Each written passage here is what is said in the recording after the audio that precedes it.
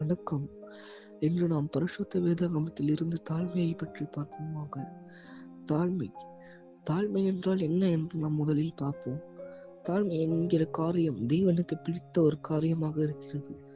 தாவீது தாழ்மையாக இருந்தபடியினால் தேவன் தாவீதை நோக்கி கூறுகிறார், தாவீது என்னுடைய மனதுள்ளவனாக இருக்கிறான். The David is my own heart, அப்படி என்று ஆங்கில பைபிள் கூறுகிறது. ஏன் அவர் அப்படி கூற வேண்டும்? காரணம், அவனும் தாழ்மை உள்ளவனாக இருந்தான்.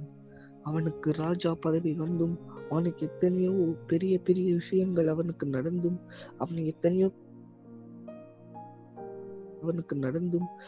எத்தனையோ பேர் பாராட்டியும், ஆனால் அவனுக்குள் ஒரு பெருமையும் வந்ததே இல்லை.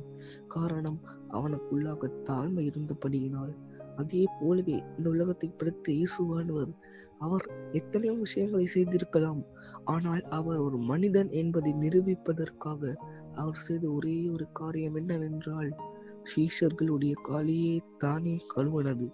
இந்த உலகத்தை படைத்தவர் தங்களுடைய சீஷர்களுடைய காலை கழுவும் பொழுது அவர்களுக்கு எப்படி இருந்திருக்கும்?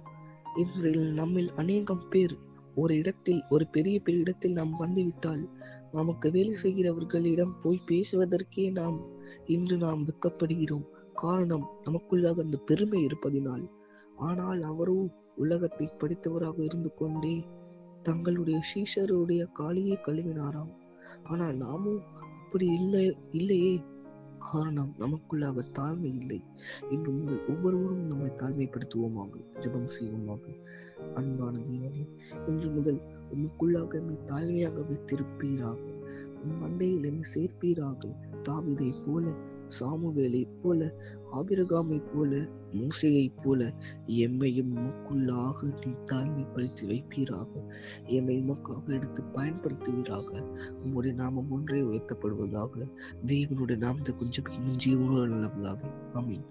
தேவன் உங்கள் அனைவரையும் ஆசீர்வதிப்பாராக.